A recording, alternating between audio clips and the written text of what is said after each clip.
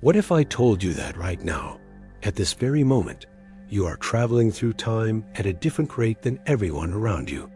Not by some mystical force, not through science fiction technology, but because of the laws of physics that govern our universe. And the reason you don't notice it? You're moving too slowly. Here's the mind-bending truth that will shake everything you think you know about reality. The speed of light isn't just a speed limit.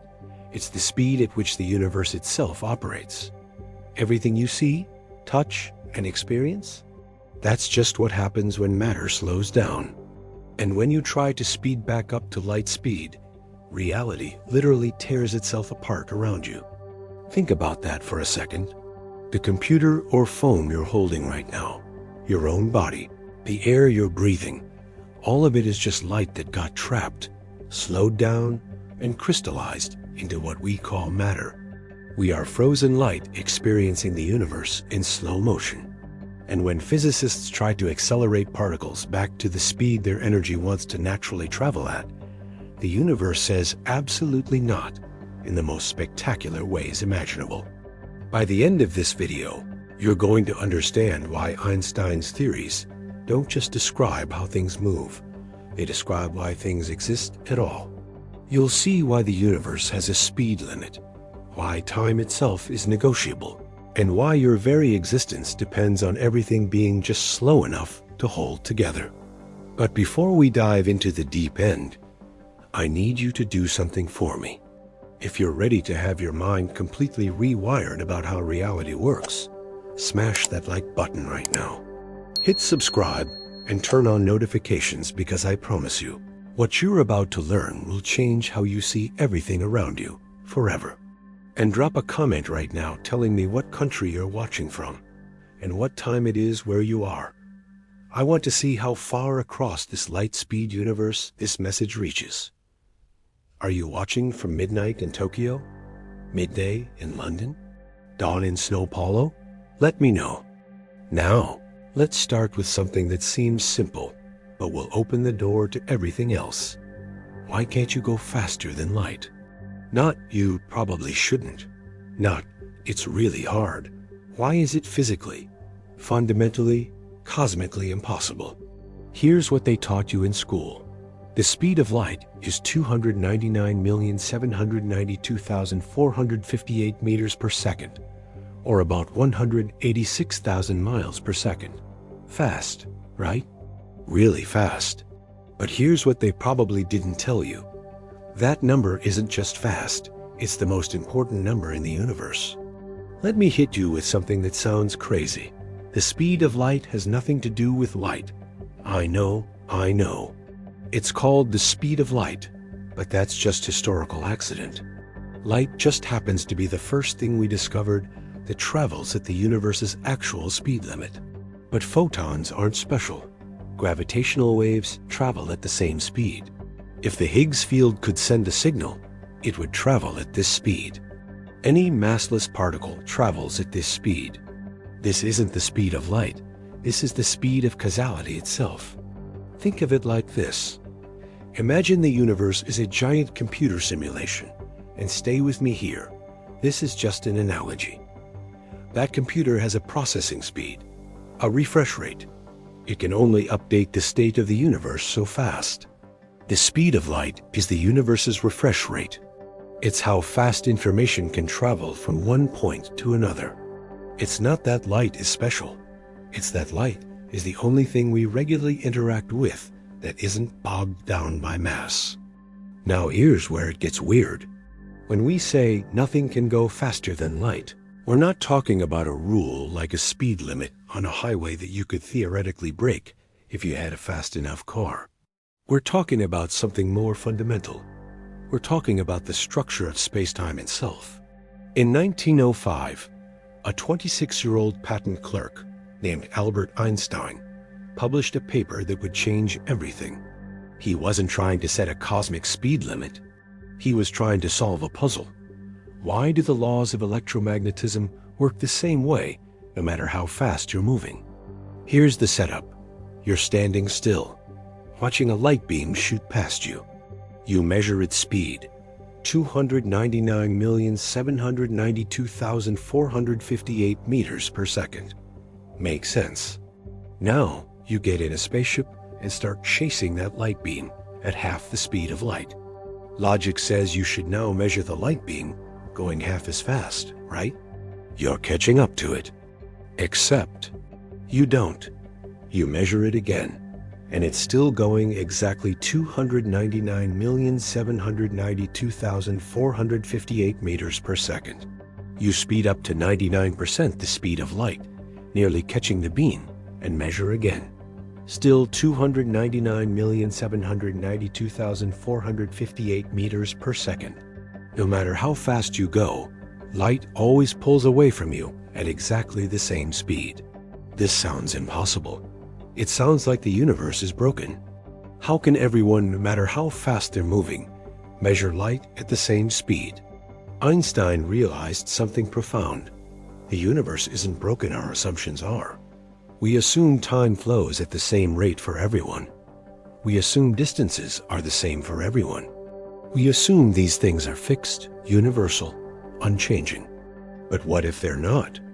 What if, Einstein thought, time and space are flexible? What if they bend and stretch to ensure that light always moves at the same speed relative to everyone?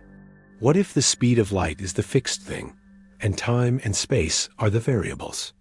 This was the birth of special relativity, and it completely rewrote the rules of reality. When you move faster, time slows down for you. Distances shrink in the direction you're traveling. Your mass increases. And as you approach the speed of light, these effects don't just get stronger, they approach infinity. Let me give you an analogy that actually makes sense. Think of space-time as a blanket stretched tight. You're a ball sitting on that blanket. When you're standing still, the blanket is flat, time flows normally, distances are normal. But when you start moving, you begin to drag the blanket with you. The faster you go, the more you distort the fabric of space-time around you. At everyday speeds, walking, driving, even flying in a jet, this distortion is so tiny we never notice it. But as you approach light speed, the distortion becomes extreme. Time for you slows to a crawl compared to the outside world. Distances in front of you compress to almost nothing, and your mass, the amount of energy required to accelerate you, further increases without limit. Here's the kicker.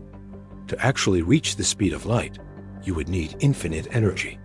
Not a lot of energy, not more than we have. Infinite energy. Mathematically, physically, cosmologically impossible. But why? Why does the universe work this way? Why does it have this built-in speed limit at all? The answer is going to blow your mind, but we need to build more foundation first. Because what breaks down at light speed isn't just objects, it's causality. It's time. It's the very concept of before and after. The speed of light isn't just a limit on motion. It's the boundary between existence and non-existence. Let's talk about the first thing that breaks down as you approach light speed, time itself. You've probably heard that time slows down when you move fast. But I don't think you understand how deeply weird this actually is. This isn't a minor effect. This isn't a small correction. At speeds close to light, time dilation becomes so extreme that it fundamentally changes what it means to exist. Let me introduce you to a real experiment that proved this beyond any doubt. In 1971, physicists Joseph Haffel and Richard Keating took 4 atomic clocks, the most precise timekeeping devices humans had ever built, and flew them around the world on commercial airlines. 2 clocks flew eastward, 2 flew westward, and they left 1 clock on the ground at the U.S. Naval Observatory. When they brought the clocks back together, the traveling clocks had fallen behind the stationary clock. Not by a malfunction, by exactly the amount Einstein's equations predicted. The clocks that flew east, moving faster relative to Earth's rotation, lost about 59 nanoseconds. The ones that flew west, moving slower relative to Earth's rotation, gained about 273 nanoseconds. Think about that. By simply flying around the world, barely moving at all, compared to light speed, these clocks experienced measurably less time. Those clocks didn't just measure time differently, they actually experienced less time. The atoms vibrated fewer times. Less change occurred in those systems. Now scale that up, way up. If you got in a spaceship and accelerated to 99% the speed of light, time would slow down for you by a factor of about 7. 1 year in your spaceship would equal 7 years on Earth. You'd age 1 year while your friends and family aged 7. At 99.9% the speed of light, that factor jumps to about 22. One of your years equals 22 Earth years. At 99.99% the speed of light, one of your years equals 71 Earth years. At 99.999999% the speed of light, you could travel to the center of our galaxy 26,000 light years away and back in what feels to you like just a few decades. But when you return to Earth, 52,000 years would have passed. Everything and everyone you knew would be dust. Civilizations would have risen and fallen. The entire course of human history from the invention of agriculture to now would have happened multiple times over. Here's what really breaks my brain. From the perspective of a photon, a particle of light itself, no time passes at all. A photon emitted from a star 13 billion light years away, traveling since nearly the beginning of the universe, experiences zero time during its journey. From its perspective, it is emitted and absorbed in the same instant, even though billions of years pass in our reference frame. This is what I mean when I say reality breaks down at light speed. Time doesn't just slow down, it stops. The journey of a photon from the Big Bang to your eyeball right now, to the photon, that never happened. There was no journey. The universe began and ended in the same moment, but it gets weirder, way weirder. Time dilation isn't symmetrical in the way you might think. Let me explain with another thought experiment, one that tortured physicists for decades, the twin paradox. You have two twins, Alice and Bob. Alice gets in a spaceship and accelerates to 99% the speed of light, flies to a distant star, then turns around and comes back. The journey takes 14 years according to Earth time. Bob stays home. When Alice returns, Bob has aged 14 years. But Alice? She's only aged about 2 years. Now here's the paradox. From Alice's perspective, she's sitting still and Earth is moving away from her at 99% light speed. Shouldn't Bob be the one who ages slower? Shouldn't they both think the other aged less? No, and here's why. The situation isn't actually symmetrical. Alice has to accelerate, decelerate, turn around, and accelerate back. She has to change reference frames. She experiences forces that Bob doesn't. The universe knows who really moved. This was confirmed experimentally in 2010 by physicists at the National Institute of Standards and Technology. They used aluminum ions in electromagnetic traps, effectively the most precise clocks ever built. They compared two of these clocks. One kept stationary, and one moved back and forth at speeds of about 36 kilometers per hour, barely, faster than a bicycle. Even at that ridiculously slow speed, the moving clock fell behind. The faster clock aged less, by tiny amounts, fractions of a second over months, but measurably, undeniably less. Your car, when you drive it, ages slower than your house. You, when you climb stairs, age faster than someone in the basement, because you're further from Earth's gravitational field, and time runs faster there. These effects are real. Now imagine pushing toward light speed. What would you actually experience? From inside your spaceship, everything seems normal. Your heartbeat feels regular. You drink coffee at the same pace. You watch a movie, and it takes 2 hours. But if you looked out the window at the universe around you, you would see something impossible. The stars ahead of you would shift blue as their light compresses. The stars behind you would shift red and dim, and time in the outside universe would speed up dramatically. If you could see Earth through a perfect telescope, you would watch it spinning faster and faster. Days would flash by like seconds. Seasons would strobe. Clouds would streak across the sky. At 99.99% light speed, you could watch centuries pass in hours. You could see stars being born and dying, galaxies colliding and fast forward. And here's the truly terrifying part. You can never go home. Not really. Even if you slow down and return to Earth, everyone you knew is gone. The world has moved on. You are a time traveler with a one-way ticket to the future, and there's no going back. This is the first breakdown at light speed. Time itself becomes negotiable, local, personal. The universal now that we take for granted. The idea that there's a present moment happening everywhere at once. That's an illusion. There is no universal now. Every observer has their own timeline, their own rate of change, their own experience of causality. And if you think that's strange, wait until you see what happens to space itself. If time dilation was the appetizer, length contraction is the main course. And trust me, this one is going to mess with your head even more. Here's the setup. You're in that same spaceship, cruising at 99% the speed of light. From Earth's perspective, you're zooming across the galaxy, time moving slowly for you. But from your perspective, you're sitting still. It's the universe that's moving past you. And as the universe rushes by, something impossible happens. It shrinks. The distance between you and your destination, let's say a star 100 light years away, physically compresses in the direction you're traveling. At 99% light speed, that 100 light-year distance shrinks down to about 14 light years from your perspective. At 99.9% light speed, it shrinks to about 4.5 light years. At 99.99% light speed, it becomes less than half a light year. This isn't an optical illusion. This isn't a trick of measurement. Space itself, the physical distance between 2 points, becomes shorter when you're moving relative to it. Here's an analogy. Imagine you're looking at a playing card face on. It has a certain width and height. Now tilt the card away from you, edge on.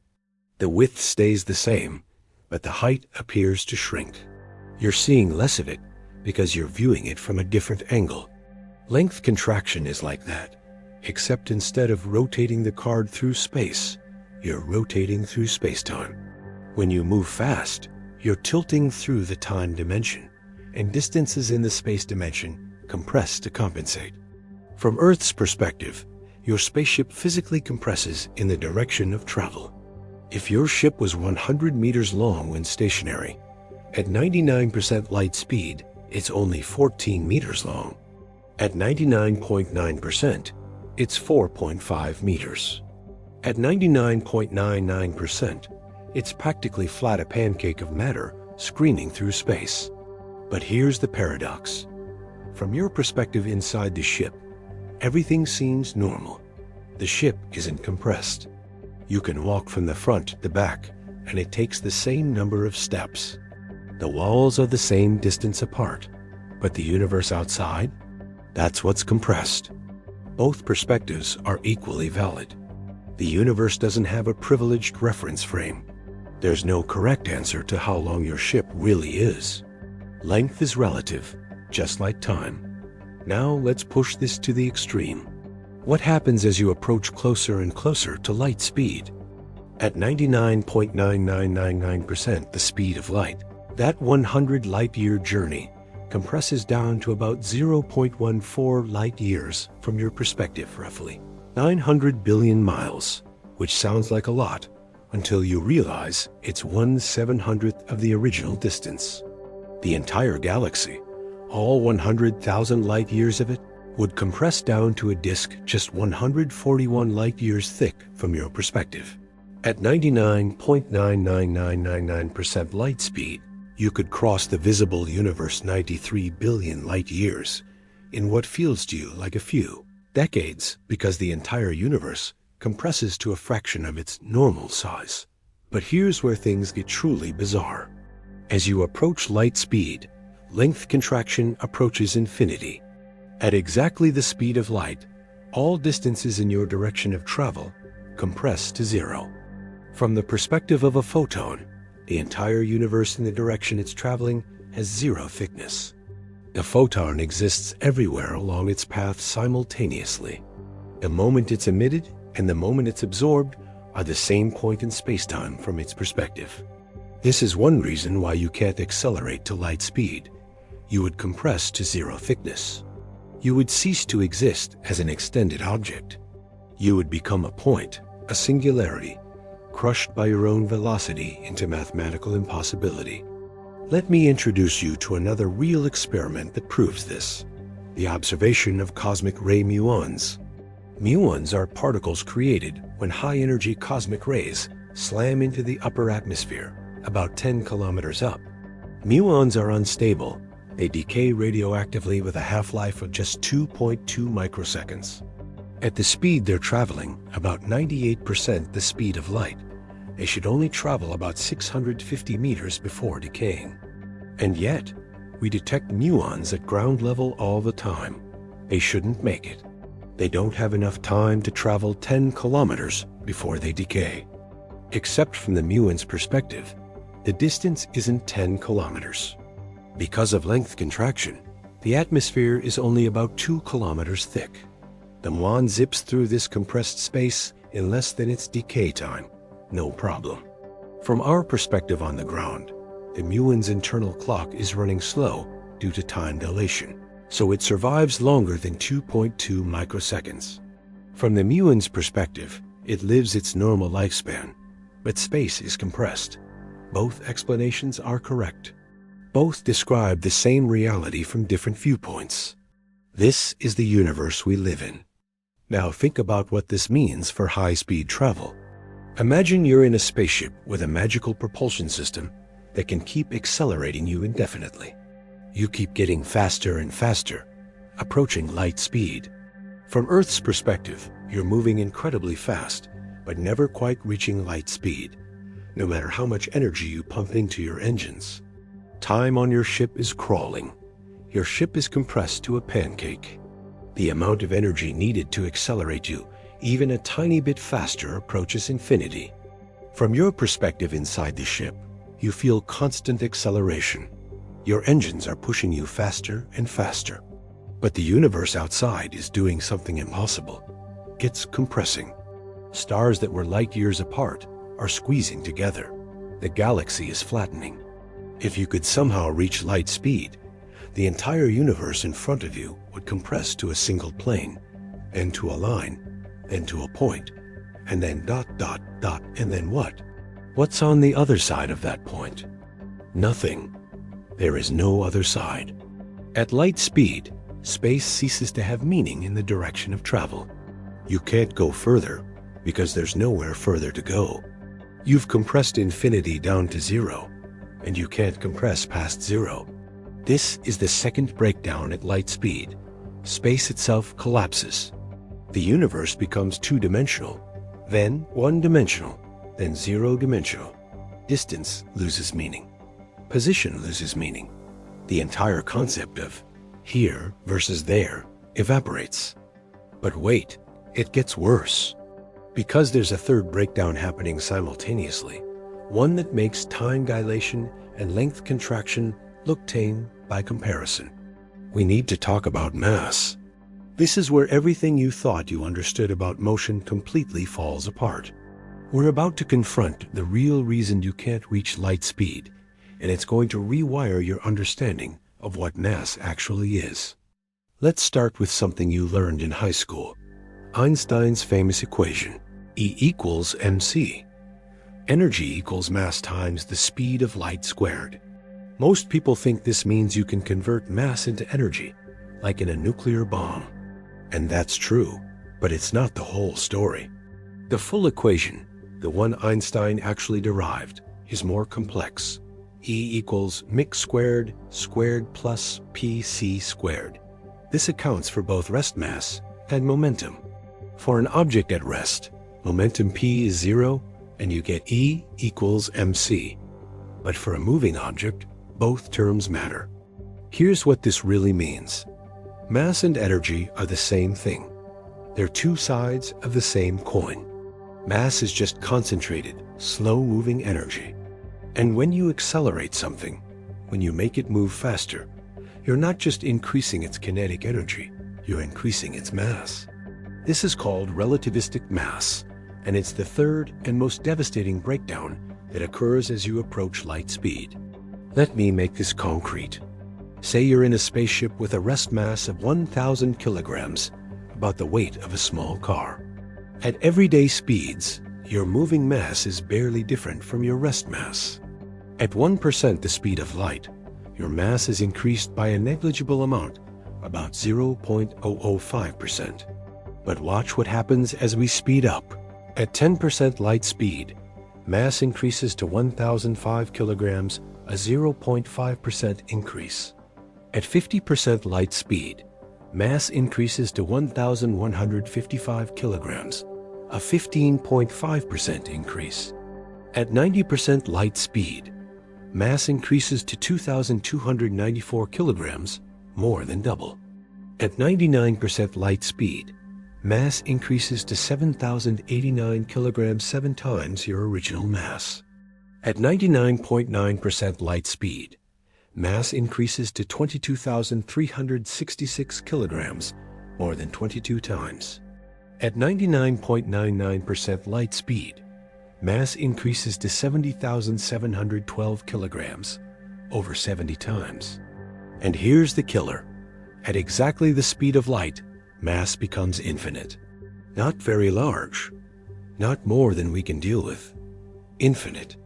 Mathematically, physically, actually infinite. This is why you can't accelerate to light speed. Every time you fire your engines, you add energy to your ship. That energy increases your mass. The more mass you have, the more energy you need to accelerate further. You're trapped in an exponential curve that asymptotically approaches light speed but never reaches it. Think of it like this. Imagine you're pushing a shopping cart. Easy, right? Now fill it with groceries. Harder to push, but still manageable. Now fill it with bricks. Now with iron weights. Now with lead. Now with depleted uranium. At some point, you literally cannot push it any harder, no matter how much force you apply. Approaching light speed is like that, except the shopping cart is also magically gaining mass the harder you push. The faster it goes, the heavier it gets. The heavier it gets, the more force you need. It's a trap built into the structure of space-time itself. Let me introduce you to a real-world demonstration of this. The Large Hadron Collider at CERN in Geneva. This is a 27-kilometer ring buried underground where physicists accelerate protons, one of the smallest, lightest particles we know, to 99.9999991%, the speed of light. At that speed, each proton has the relativistic mass above 7,461 times its rest mass. A proton normally has a mass of about 1.67 times 10 to 27 kilograms, almost nothing. But when accelerated to near light speed in the LHC, each proton has the kinetic energy equivalent to a flying mosquito. One proton, the energy of a mosquito. Concentrated in a particle, you need a microscope to see. And getting them that fast required the most powerful particle accelerator ever built, consuming 1.3 terawatt-hours of electricity per year, enough to power 300,000 homes. All that energy, all that incredible engineering, and they still only get to 99.9999991% light speed. Not 100%. They can't. Nobody can. But here's where it gets philosophically disturbing. Why does mass increase? What's actually happening? Remember, mass and energy are the same thing. When you accelerate an object, you're pumping energy into it. That energy has to go somewhere. At low speeds, it goes into kinetic energy, the energy of motion. But as you approach light speed, more and more of that energy can't become kinetic energy because velocity can't increase past light speed. So where does it go? It becomes mass. The energy you're adding is literally being stored as increased mass. The object becomes heavier, not because it's gaining particles, but because the energy you're adding has mass equivalence. Here's an analogy. Imagine trying to pour water into a bottle, but as you pour, the bottle gets bigger. You keep pouring, and it keeps expanding. You can never fill it because it grows faster than you can pour. That's what happens when you try to accelerate to light speed. You keep adding energy, and the object keeps gaining mass. You never get there because the target keeps moving away from you. Now let's talk about what this means for interstellar travel, because this is where science fiction crashes headfirst into physics. You want to travel to Alpha Centauri, 4.37 light-years away. You want to get there in, say, 5 years of your subjective time. That means you need to accelerate to about 87% the speed of light. Let's say your spaceship has a mass of 10,000 kilograms, very lightweight for a spacecraft. At 87% light speed, your relativistic mass would be about 20,340 kilograms. The kinetic energy of your ship at that speed would be about 1.04 times 1,020 joules. How much energy is that? It's about the same as the total energy consumption of the United States for 10 years. To accelerate a 10-ton spacecraft to that speed would require more energy than an entire nation uses in a decade. And that's just to get one small ship to 87% light speed. Want to go faster? The energy requirements explode exponentially. At 99% light speed, about 6.3 times 1020 joules, 60 years of U.S. energy consumption. At 99.9%, about 2.2 times 1021 joules over 200 years. At 99.99%, about 1021 joules over 650 years. And remember, you need that same amount of energy again to slow down when you arrive, and then again to come back, and again to slow down at Earth. This is why interstellar travel is hard. Not because we haven't invented good enough engines, because the universe itself won't let us cheat. But here's what really keeps me up at night. This mass increase isn't just an engineering problem. It's a fundamental statement about the nature of reality. Mass is resistance to acceleration. It's inertia. When an object's mass increases, it's becoming more resistant to changing its motion. At light speed, mass becomes infinite, which means resistance to acceleration becomes infinite. You literally cannot change the motion of something moving at light speed. And what moves at light speed? Photons, light, electromagnetic radiation. Photons have no rest mass, but they have momentum and energy. They can push things around.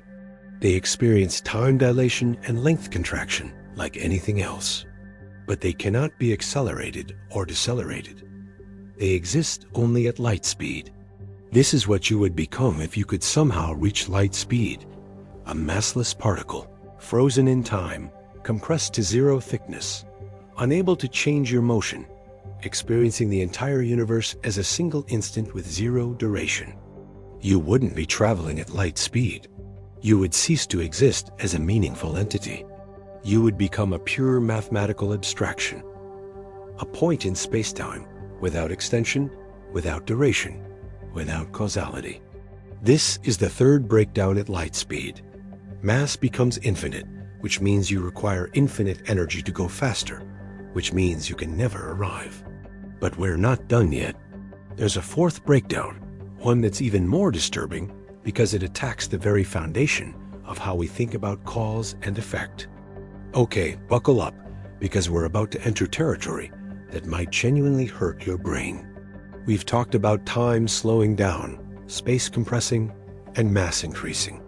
But there's a fourth breakdown that happens as you approach light speed, and it's the one that physicists consider the most fundamental deal breaker of all. Causality itself starts to fall apart. Causality is the principle that causes come before effects. You flip a light switch, and then the light turns on. You throw a ball, and then it flies through the air. Effect follows cause. This seems so obvious, so basic to reality, that it's hard to imagine it could be negotiable. But according to relativity, causality is local, not universal.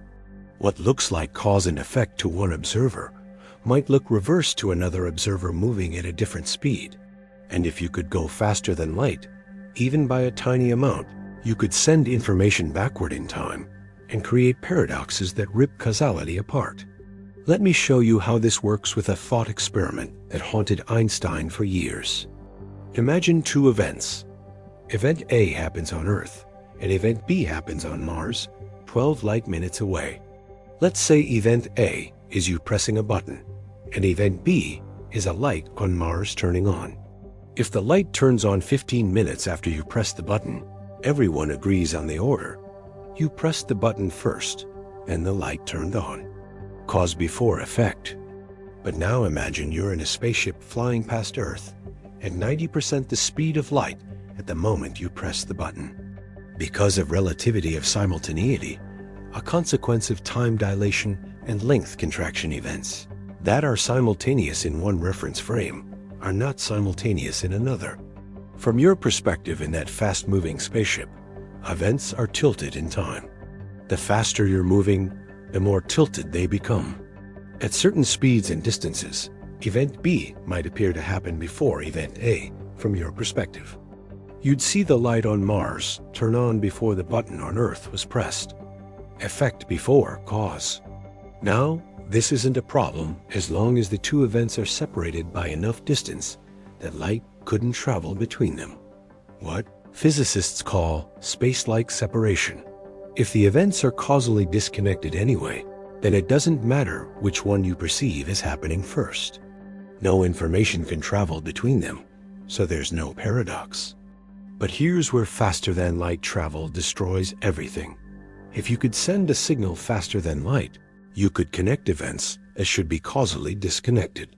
You could send information from Event A to Event B faster than light could travel between them. And because of relativity of simultaneity, there would be reference frames where that information arrives before it was sent. This isn't just a weird quirk. This means faster-than-light communication is literally the same thing as time travel. Let me prove it to you with a protocol called the tachyonic anti-telephone. Here's the setup. 1. You're on Earth. I'm on a spaceship moving away from Earth at 90% light speed. 2. You send me a faster-than-light message. From your perspective, I receive it in the future. 3. I immediately send a faster-than-light message back to you. But because I'm moving relative to you, and because of relativity of simultaneity, from my perspective, I'm sending this message into your past. 4. If we do this just right, you receive my reply before you sent your original message. You get the answer before you ask the question. Effect precedes cause. The universe breaks. This isn't speculation. This is a direct mathematical consequence of special relativity. If faster-than-light travel is possible, then closed time-like curves paths through space-time that loop back on themselves are possible. You could become your own grandfather. You could prevent your own birth. You could create paradoxes that have no logical resolution. The universe doesn't allow this. The speed of light isn't just a speed limit on motion. It's a speed limit on causality itself. It's the cosmic speed limit that ensures cause always precedes effect. That information can't travel backward in time, that the universe maintains logical consistency. This is why physicists are so confident nothing can go faster than light. It's not just an engineering challenge. It's not just that we haven't found the right technology yet. It's that faster-than-light travel would destroy the logical structure of the universe. Now let me blow your mind with a real phenomenon that dances right on the edge of this limit: quantum entanglement. When two particles are entangled, measuring one instantly affects the other, no matter how far apart they are. Einstein called this spooky action at a distance, and he hated it because it seemed to violate his speed limit. If you measure the spin of one entangled particle and find it's up, the other particle instantly has spin down, even if it's on the other side of the galaxy. The correlation is instantaneous. Faster than light? So doesn't this violate relativity? Doesn't this prove information can travel faster than light? No, and this is subtle. While the correlation is instantaneous, you can't use it to send information. Here's why. When you measure the first particle, you get a random result up or down, 50/50th chance. You don't control the outcome. The person on the other side, measuring the second particle, also gets a random result. Only when you later compare your results, using slower than light communication, do you discover the correlation. The universe is conspiring to protect causality. Quantum mechanics and relativity, two theories that seem incompatible in many ways, both agree on this.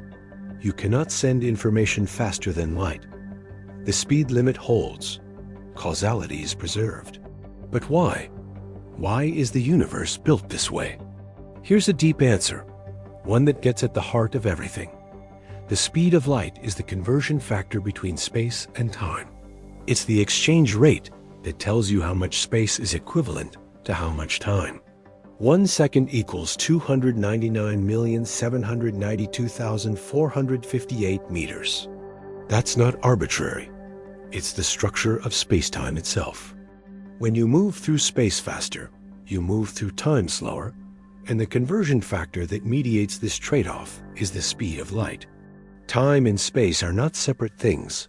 They're dimensions of a single unified fabric called space-time. The speed of light is the angle at which these dimensions meet. It's the ratio that defines their relationship. Here's an analogy that might help. Imagine you're walking across a field, and you can walk north or east, but your total walking speed is fixed at, say, 5 miles per hour. If you walk straight north, all your speed goes into the north direction and none into the east. If you walk northeast at a 45-degree angle, you're moving at about 3.5 miles per hour north and 3.5 miles per hour east. Now imagine that north is movement through time and east is movement through space. Everything in the universe is always moving at the speed of light through space-time. When you're sitting still in space, all your motion is through time. You're experiencing time at its maximum rate. When you move through space, some of your motion through time gets converted into motion through space.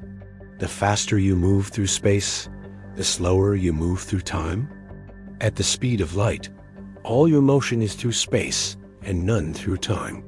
You've rotated your trajectory through space-time by 90 degrees. You're moving perpendicular to the time dimension entirely. This is why time stops at light speed. This is why photons don't experience duration. They're moving entirely through space, with zero motion through time. And this is why you can't go faster than light. You'd have to move through space faster than your total speed through space-time, which is mathematically impossible. You'd have to walk east faster than your total walking speed, which makes no sense. But here's the truly mind-bending part. This means everything, including you, is always moving at the speed of light. Right now, sitting still, reading this, you are traveling at 299,792,458 meters per second through time. You are a four-dimensional object stretched through space-time, and every second you travel 1 light second into the future. When you move through space, you're not adding to this speed, you're redirecting it. You're tilting your path through space-time from the time direction toward the space direction. And this is why causality breaks down faster than light. If you could somehow exceed light speed, you'd be rotating your path through space-time past 90 degrees. You'd start moving backward through time. Not just experiencing time slowly or stopped, actually traveling into the past. The universe doesn't have a mechanism for handling this. Causality is built on the assumption that everyone and everything is moving forward through time, just at different rates. Backward time travel would create loops, paradoxes, contradictions that have no resolution. So the universe says, no, you cannot pass this boundary.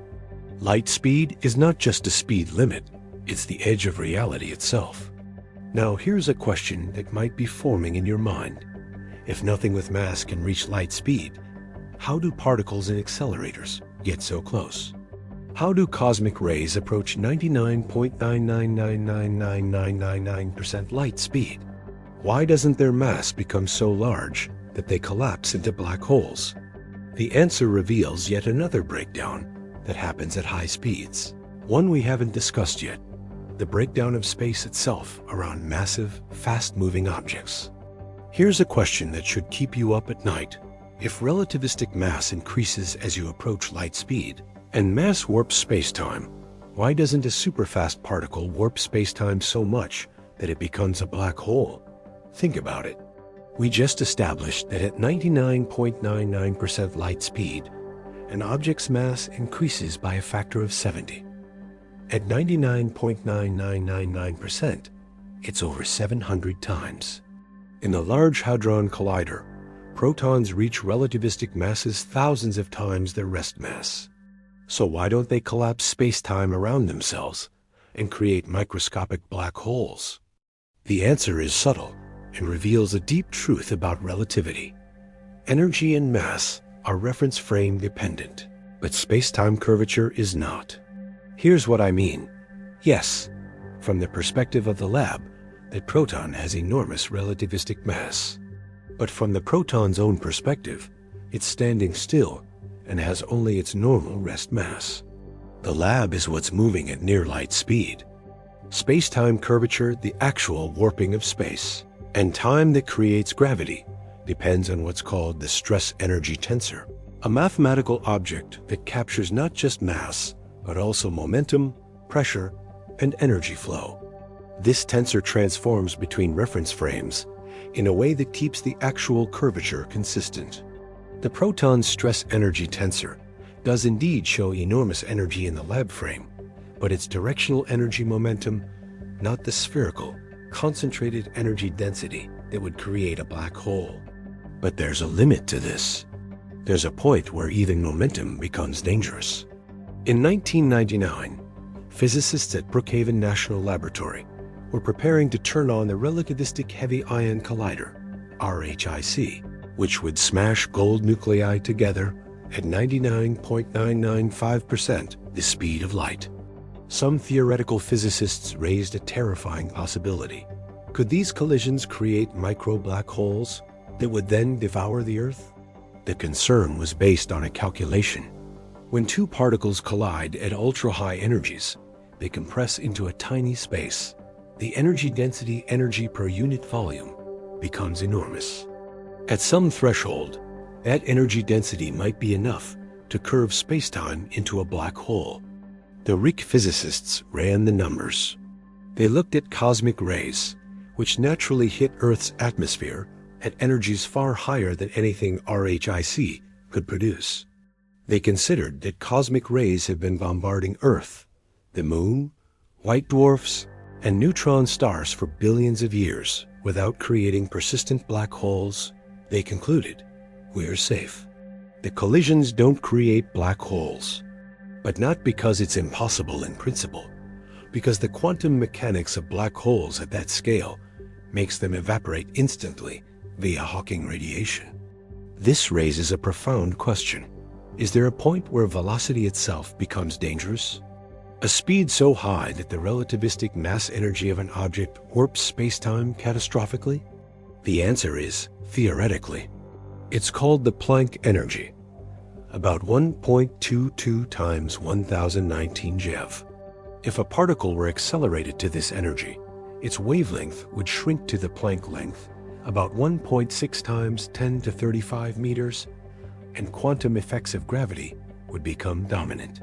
At that point, our current theories break down. We don't know what happens.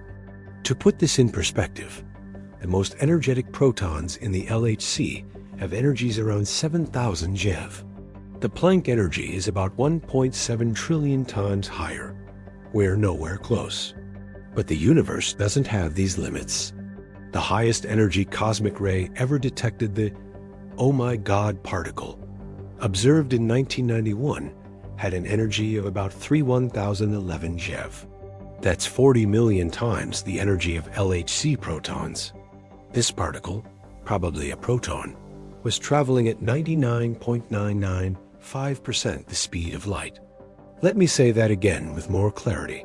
This particle's speed was within 0.005% of light speed. It was so close to light speed that during 1 second of travel, light would only pull ahead of it by 1.5 nanometers, about 5 atoms. From this particle's perspective, time dilation was extreme. If it had been created at the beginning of the universe, 13.8 billion years ago, it would have experienced only about 0.3 seconds of subjective time during its entire journey to Earth. And yet, it didn't become a black hole. It didn't destroy space-time. It hit Earth's atmosphere, created a shower of secondary particles, and was detected. Why? Because even at that insane energy, concentrated in a single proton, the energy density in the proton's rest frame was still just that of a normal proton. The enormous energy was kinetic, directional, not compressed into a stable configuration that could curve spacetime into a singularity. But this teaches us something crucial. There's a difference between kinetic energy of motion and rest energy inherent to an object. You can have enormous kinetic energy without creating a black hole, but if you tried to concentrate that much rest energy into a small space, you absolutely would create a black hole. This is why particle colliders are safe, but why compressing matter past a certain point is catastrophic. It's not motion that's dangerous, it's density. Now let's talk about what happens when that fast-moving particle actually hits something. Because this is where the breakdown becomes visible, dramatic, and potentially catastrophic. When an object moving at near light speed collides with anything, the collision releases energy according to Einstein's relativistic kinetic energy formula. For everyday speeds, kinetic energy is p.m.v, but at relativistic speeds, the formula becomes g.m.c, where g is the Lorentz factor we've been discussing. Let's run some numbers. Take a 1 kilogram object, say, a baseball, and accelerate it to various speeds. At 1% light speed, kinetic energy is about 4.5 times yd joules, equivalent to 10 kilotons of TNT, a small nuclear bomb. At 10% light speed, about 4.5 times 1014 joules, 100 kilotons, Hiroshima scale. At 50% light speed, about 2.6 times yp joules, 6 megatons, a large thermonuclear weapon. At 90% light speed, about 1.24 times YY joule, 30 megatons, one of the largest bombs ever built. At 99% light speed, about 5.2 times YY joules, 125 megatons, larger than any weapon ever detonated. A 1 kilogram baseball at 99% light speed carries more destructive energy than the largest nuclear weapon in human history. At 99.9% light speed, that same baseball carries 1.7 times 1018 joules, the energy of a 400 megaton bomb. 400 million tons of TNT equivalent from a baseball. This is why relativistic weapons appear in science fiction. A spaceship with a relativistic kill vehicle, just a chunk of metal accelerated to near light speed, could destroy entire continents with no explosives, no warheads, just pure kinetic energy. But here's the terrifying part. You couldn't dodge it. Even if you saw it coming, even if you had perfect sensors that could detect it the moment it was launched, the warning would arrive at light speed, and the projectile itself would arrive only microseconds later, moving at 99.9% light speed. By the time you see it, it's already too late. The information that it exists and the impact itself are nearly simultaneous. This is another breakdown at light speed. Defense becomes impossible. Causality collapses to the point where warning and event merge. And there's one more breakdown we need to discuss, one that's even more fundamental. We've talked about time, space, mass, and causality. But there's something else that breaks down at light speed, something so basic that we don't usually even think about it, the very concept of an object's identity. We need to talk about something that physicists discovered in the early 20th century, something so strange that it forced them to completely rebuild their understanding of reality. At high energies, at speeds approaching light speed, particles stop acting like particles and start acting like waves. This isn't a metaphor. This isn't sort of like waves. Matter literally exhibits wave properties, and the faster it moves, the more wave-like it becomes. Let me introduce you to Louis de Broglie, a French physicist who in 1924 made one of the strangest proposals in scientific history.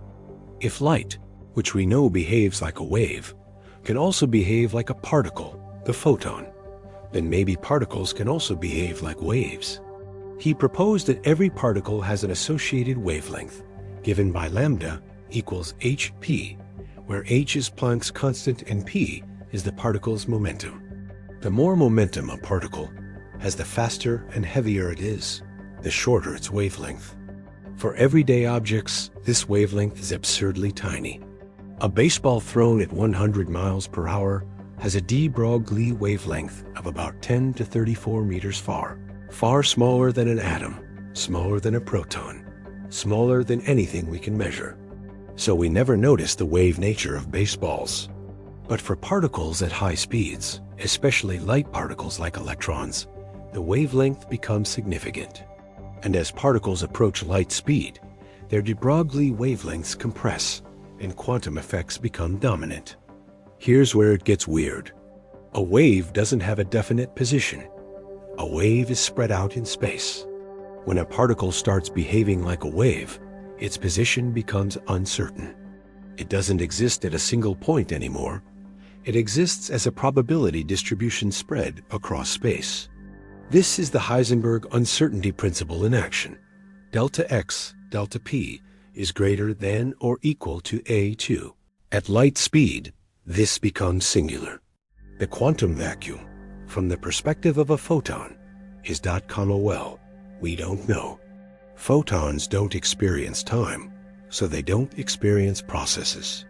They don't interact with virtual particles the way massive particles do. A photon is a purely quantum object, living entirely in the wave description, with no particle-like properties except when it interacts. This brings us to one of the deepest mysteries in physics. The wave-particle duality isn't just a quirky feature of quantum mechanics. It's intimately related to the speed of light. Light always exhibits wave-particle duality because it always travels at light speed. Matter exhibits wave-particle duality more strongly when it moves faster, approaching light speed. At rest, a particle is mostly particle-like. At high speeds, it becomes increasingly wave-like. The speed of light is the boundary between these regimes. It's the point where the transition from particle to wave becomes complete. And this raises a question that haunts quantum field theory. What is matter, really? Is it particles that sometimes act like waves? Is it waves that sometimes act like particles? Or is it something else entirely, quantum fields that can manifest as either particles or waves, depending on how you observe them? The answer, as far as we can tell, is the last one. There are no particles. There are no waves. There are only quantum fields, mathematical objects that fill all of space-time, and what we call particles are just excitations of these fields. An electron is a ripple in the electron field. A photon is a ripple in the electromagnetic field. A quark is a ripple in the quark field. Everything is fields, all the way down. And the speed of light? It's the natural propagation speed of disturbances in these fields. It's the speed at which information can travel through the quantum fabric of reality. When you try to accelerate matter to light speed, you're trying to make a massive field excitation, a particle with rest mass, behave like a massless field excitation, a photon. But massive particles come from different fields with different properties. You can't transform one into the other without fundamentally changing what it is. This is the deepest reason you can't reach light speed. You would have to transform from a massive particle to a massless particle, which means you would have to become something else. You would have to stop being matter and become pure radiation. And you can do this. This is what happens in matter-antimatter annihilation. When an electron meets a positron, they annihilate, and their mass energy converts entirely into photons light. And massive particles disappear, and massless particles take their place, carrying away the energy at light speed. But you can't do this gradually. You can't smoothly transition from almost light speed to light speed. There's a discontinuous jump between having mass and being massless. It's like the difference between 0.99 and 1. Mathematically, they're the same, but physically, they represent different categories of existence. Matter and light are different phases of reality, and the phase transition between them is what we call mass. Light speed is the phase boundary. And this is why everything breaks down at light speed. You're trying to force a phase transition that reality doesn't support. You're trying to make matter become light without actually converting it. The universe says no. Before we move on, take a moment. We're about 87 minutes into this journey, and your brain is probably starting to hurt. That's good. That means you're genuinely engaging with ideas that contradict your everyday experience of reality. If you're still with me, drop a comment right now and tell me, which breakdown surprised you most so far? Time dilation? Length contraction? Infinite mass? Causality violation? Or the quantum wave breakdown? Let me know. I read every comment. And if you haven't already, now's the time to hit that subscribe button. We're about to go even deeper into territory that most physics videos never touch. We're going to talk about what light speed means for the structure of space itself, for the existence of multiple dimensions, and ultimately, for the fate of the universe. Let's keep going. We need to talk about what space-time actually is. Not as a metaphor, not as an abstract concept, but as a real physical thing that has structure, geometry, and limitations. Most people think of space as empty, just a void where things happen. But Einstein showed us that space is more like a fabric, a flexible medium that can bend, stretch, and warp. Except fabric is still too weak a metaphor. Space-time is the medium in which all events occur, and it has mathematical properties that constrain what's possible. The speed of light is embedded in the geometry of this space-time fabric. It's built into the metric, the mathematical ruler that tells you how to measure distances and durations. In special relativity, this is the Minkowski metric. ds equals c squared dt squared plus dx plus dy squared plus dz. This equation tells you how to calculate the interval between two events in spacetime. Notice that time and space have opposite signs. Time has a minus sign, or space does, depending on convention. This minus sign is crucial. It's what makes spacetime different from ordinary four-dimensional space. The speed of light, c, appears in this equation as the conversion factor between time and space.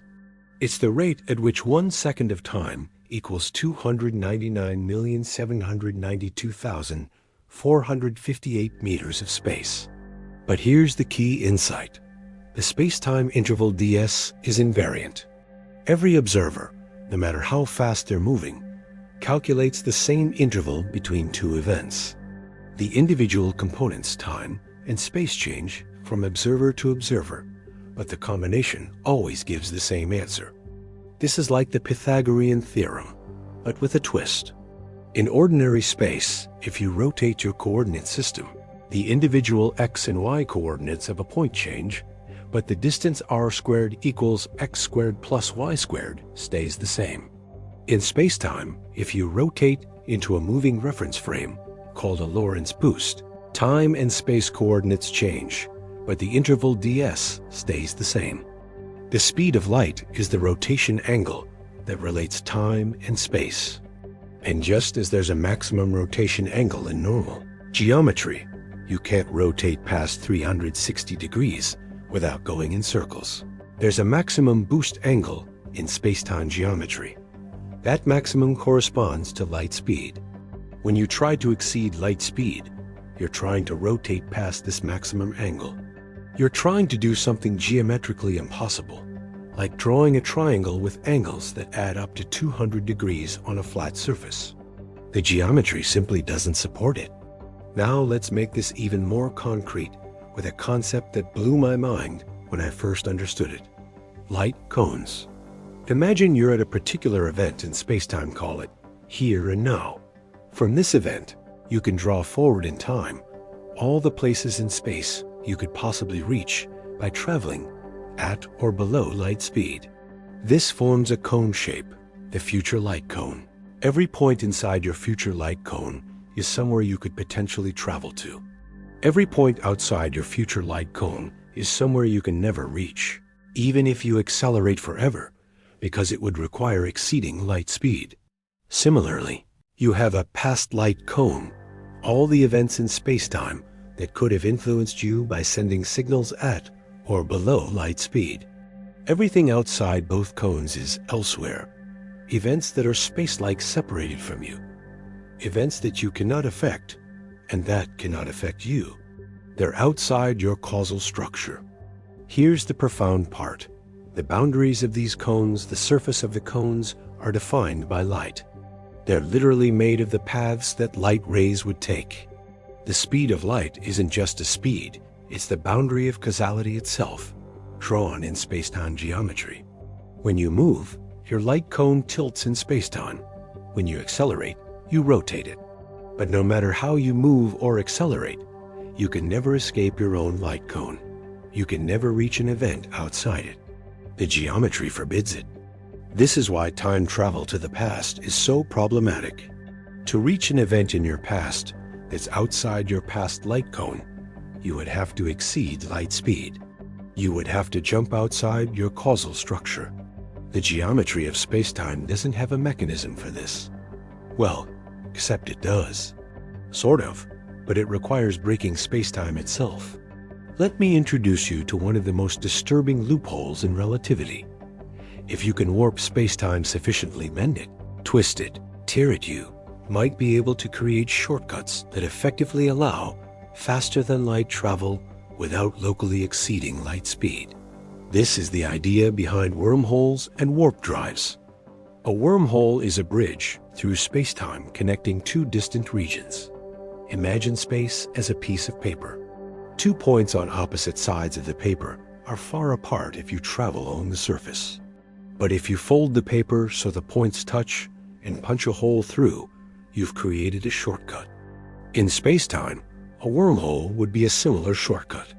You enter at one point, travel through the wormhole at normal speeds, even standing still, and emerge at a distant point.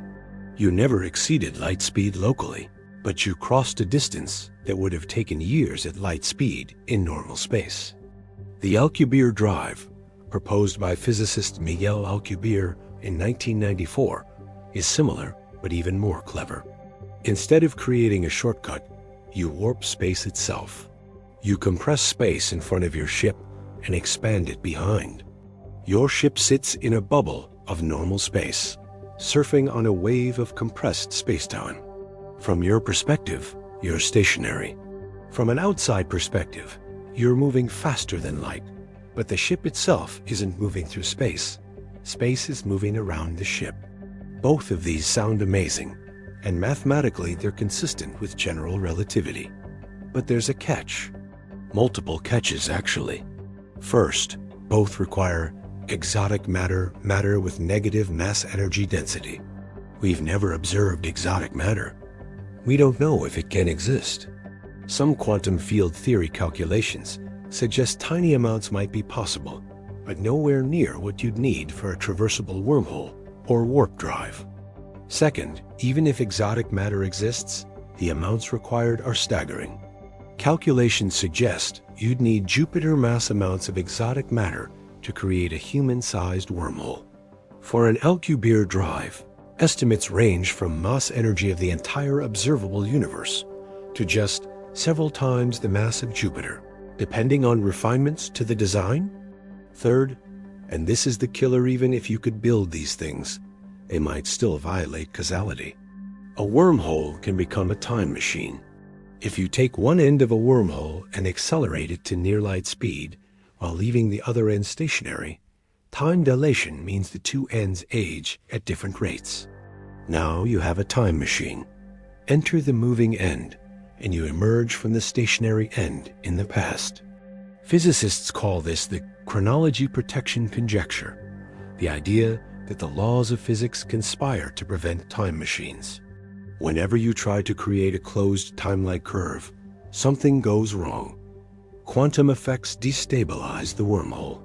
Hawking radiation builds up and destroys it.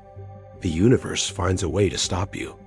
It's as if space-time has an immune system that attacks anything that tries to violate causality. But here's what keeps me up at night. We don't actually know if chronology protection is a law of physics. It might just be a principle we've observed so far. Future discoveries in quantum gravity might reveal loopholes. Or, and this is the really disturbing possibility, maybe time machines are possible, but using them is so dangerous that any civilization that discovers how to build one destroys itself in the attempt. Maybe that's a solution to the Fermi paradox. Where is everyone? They found a way to break causality and cease to exist in a self-consistent timeline.